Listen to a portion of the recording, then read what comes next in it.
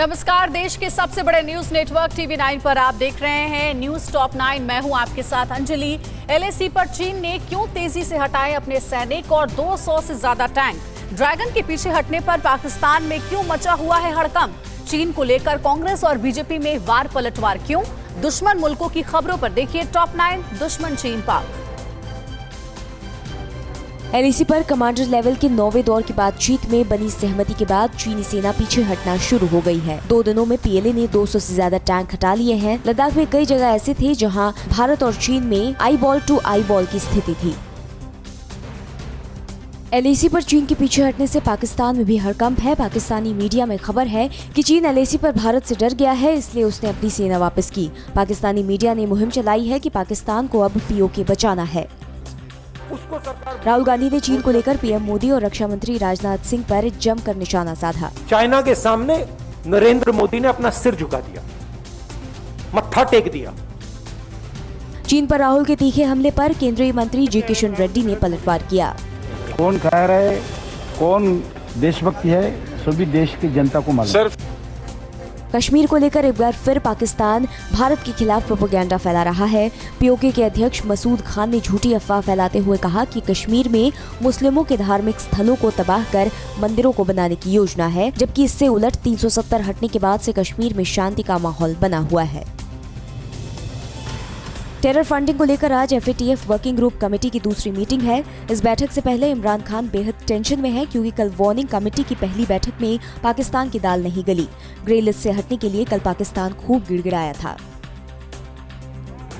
पाकिस्तान ने गुरुवार को सतह से सतह पर मार करने वाली बाबर क्रूज मिसाइल का टेस्ट किया। पाकिस्तान पिछले 35 दिन में 4 मिसाइलों का टेस्ट कर चुका है, जहां एक ओर पाकिस्तान शांति का राग आलाप रहा है, वहीं दूसरी ओर लगातार मिसाइल टेस्ट कर रहा है। ऐसे में पाकिस्तान की मंशा पर सवाल उठ रहे हैं।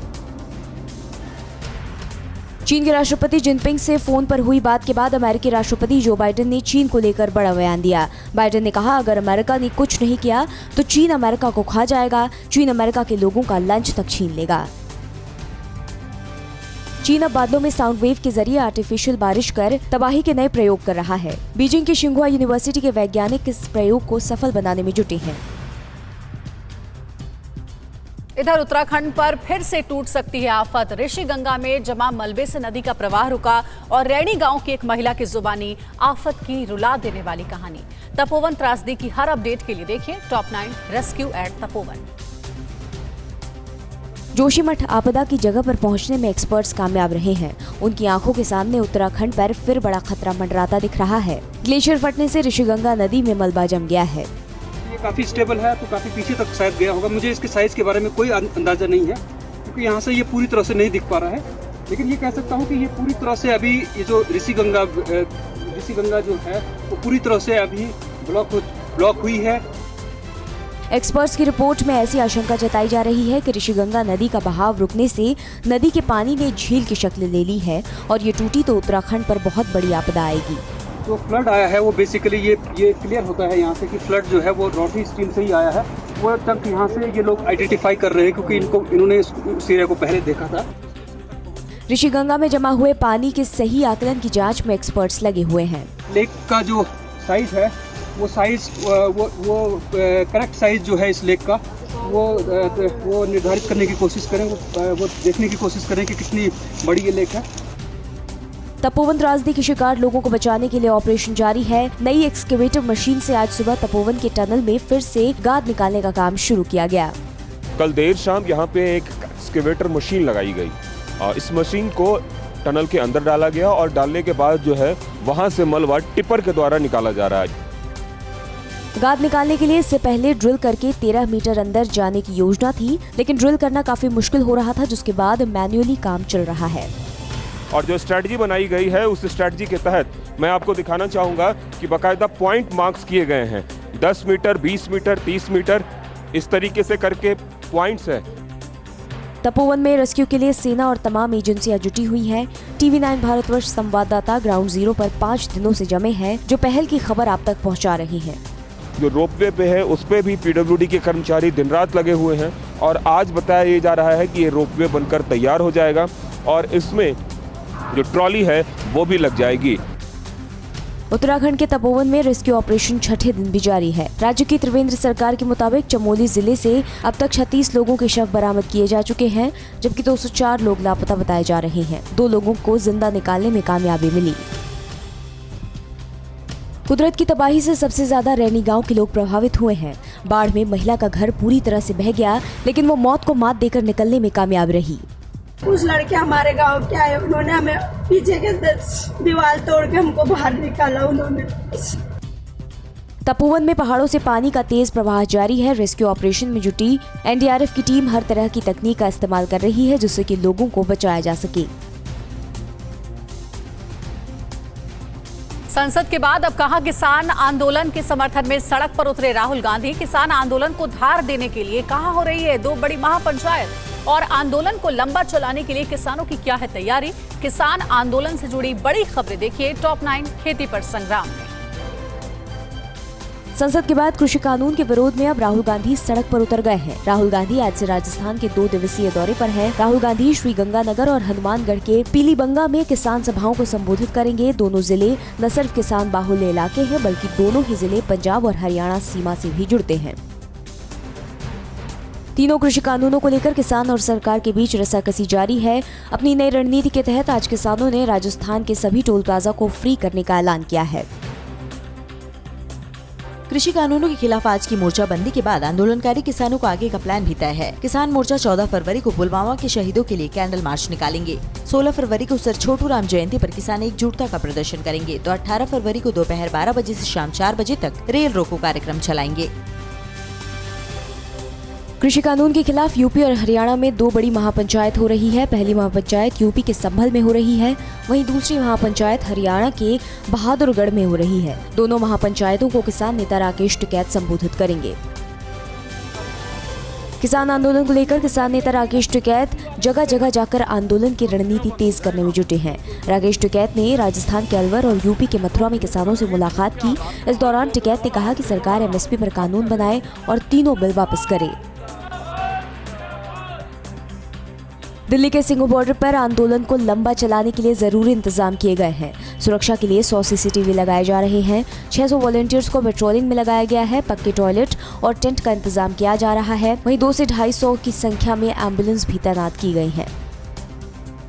सिंघू बॉर्डर पर प्रदर्शन कर रहे संयुक्त किसान मोर्चा ने पहली बार माना कि धरना 24 घंटे चालू रखने के लिए लंगर का सहारा लेना पड़ा। दिल्ली हिंसा के बाद किसान मोर्चा उखड़ने लगा था, लिहाजा किसान मोर्चा ने भीड़ बनाए रखने के लिए लंगर पर मोटी रकम खर्च की। वहाँ का गेहूँ इतना घटिया किस्म का है। किसान आंदोलन पर मध्य प्रदेश के कृषि मंत्री कमल पटेल ने निशाना साधा है। कमल पटेल ने कहा कि पंजाब का गेहूं इतना घटिया और पेस्टिसाइड मिला हुआ होता है कि अगर सरकार समर्थन मूल्य न दे तो कोई पंजाब का गेहूं नहीं खरीदेगा। अब बॉलीवुड एक्ट्रेस सोनाक्षी सिन्हा ने किसानों के समर्थन में कविता पढ़ी है। इस कविता के जरिए उन्होंने कई सवाल उठाए और कविता के जरिए पूछा कि क्या ये दंगाई दिखाई देते हैं। और आज बंग युद्ध में लेफ्ट का संग्राम। बीजेपी की बाइक रैली को पुलिस ने क्यों रोका और दीदी सरकार में कानून व्यवस्था पर कैसे उठ रहे हैं सवाल। बंगाल इलेक्शन से जुड़ी खबरें देखिए टॉप 9 बंग युद्ध। आज पूरा बंगाल बंद है। रोजगार की मांग को लेकर मार्च के दौरान कोलकाता के नबन्ना में लेफ्ट फ्रंट के कार्यकर्ताओं पर लाठीचार्ज किया गया था, जिसके विरोध में ये बंद बुलाया गया है। सुबह से सिलीगुड़ी में लेफ्ट कार्यकर्ता सड़कों पर दिखे। लेफ्ट और कांग्रेस के बंद की वजह से राजधानी कोलकाता में रेल यात्रियों का बुरा हाल है। यादवपुर स्टेशन पर प्रदर्शनकारी ट्रेनों पर चढ़ गए। सिर्फ ट्रेन पे नहीं, स्टेशन पे भी आप लोग देख सकते हैं कि जो खड़े हैं, जिनको काम पे जाना है, लेकिन ट्रेन यहाँ पे रोका गया है। कोलकाता में सड़कों पर केवल वाम कार्यकर्ता दिखे। स्कूल भी आज से खुले, लेकिन बंद से छात्र परेशान रहे। दुकानें बंद रहीं। काम पर जाने वाले लोग ट्रेन के खुलने का इंतजार करते घंटों फंसे रहे।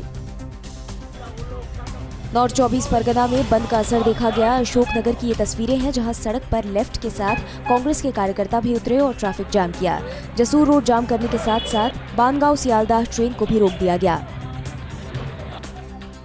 लेफ्ट कार्यकर्ता सड़क के साथ साथ रेल पटरियों पर उतरे और रेलों की आवाजाही रोक दी। कंचरापारा स्टेशन पर रेल रोककर कार्यकर्ताओं ने पुलिस के खिलाफ नारेबाजी की।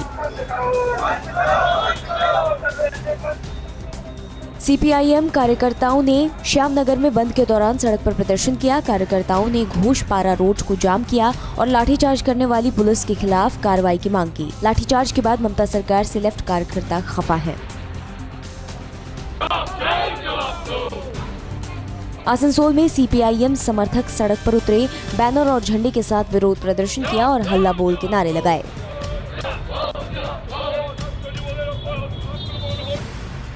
बंगाल में बीजेपी कार्यकर्ताओं को बाइक रैली निकालने से रोका गया। नॉर्थ 24 परगना में बीजेपी कार्यकर्ताओं की रैली को खराधरा स्टेशन रोड पर पुलिस ने आगे जाने से रोक दिया, जिसके बाद कार्यकर्ताओं के साथ पुलिस की कहासुनी भी हुई।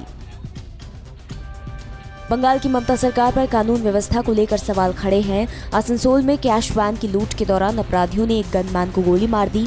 गोली लगने के बाद गनमैन की मौत हो गई। अपराधी वारदात को अंजाम देकर फरार हो गए।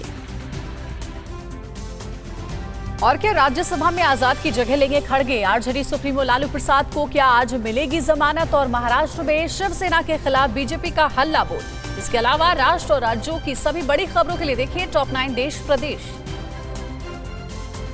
राज्यसभा में कांग्रेस विपक्ष नेता गुलाम नबी आजाद के हटने के बाद कांग्रेस के वरिष्ठ नेता मल्लिकार्जुन खड़गे कांग्रेस की तरफ से राज्यसभा के विपक्ष के नेता हो सकते हैं। सूत्रों की माने तो उनके नाम का ऐलान कांग्रेस जल्द कर सकती है। दुमका कोषागार चारा घोटाला मामले में हाईकोर्ट में आज लालू प्रसाद की सुनवाई होगी। इधर लालू के बेटे तेज प्रताप ने लालू की रिहाई के लिए राष्ट्रपति को आजादी पत्र नाम से 50,000 पोस्ट कार्ड भेजकर मानवीय आधार पर रिहाई मांगी है। यूपी के विधायक अमन मणि त्रिपाठी को एमपी एमएलए कोर्ट ने भगोड़ा घोषित कर दिया है। कारोबारी को अगवा कर धमकाने के मामले में पेश नहीं होने पर गिरफ्तारी वारंट जारी किया गया है।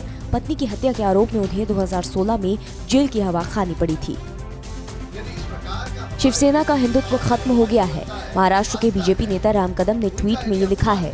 छत्रपति शिवाजी महाराज की जयंती के मौके पर 10 से ज्यादा लोगों के इकट्ठा होने पर पाबंदी को लेकर खफा बीजेपी ने आंदोलन की चेतावनी दी है।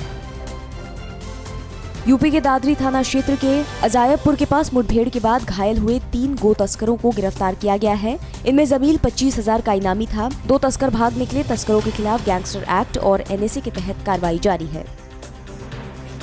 एमपी के दमोह जिले के बोरी कला गांव में शादी समारोह में खाना खाने के बाद 14 लोग फूड पॉइजनिंग के शिकार हो गए। उन्हें सिविल अस्पताल में भर्ती किया गया है। बीमार लोगों में 6 बच्चे हैं। सभी का इलाज जारी है। गुजरात के सोमनाथ मंदिर के घाट पर लड़के और लड़कियों को एक साथ फोटो क्लिक कराना भारी पड़ गया। घाट की सुरक्षा में लगे सिक्योरिटी गार्ड ने लड़के और लड़कियों की जमकर पिटाई कर दी। यूपी के गाजियाबाद में 10 दिसंबर को मिले शव की शिनाख्त साहिबाबाद निवासी नितिन के रूप में हुई है। पुलिस के मुताबिक गर्लफ्रेंड ने ही प्रेमी की हत्या कर दी। गर्लफ्रेंड के साथ एक शख्स विनोद को पुलिस ने गिरफ्तार किया है। बताया जा रहा है कि नितिन महिला को ब्लैकमेल कर रहा था। पेट्रोल और डीजल की कीमतों में वृद्धि से लोगों को दिक्कतों का सामना करना पड़ रहा है। इस साल अब तक पेट्रोल और डीजल की कीमतों में क्रमशः 4 रुपए 24 पैसे और 4 रुपए 15 पैसे प्रति लीटर की वृद्धि हो चुकी है।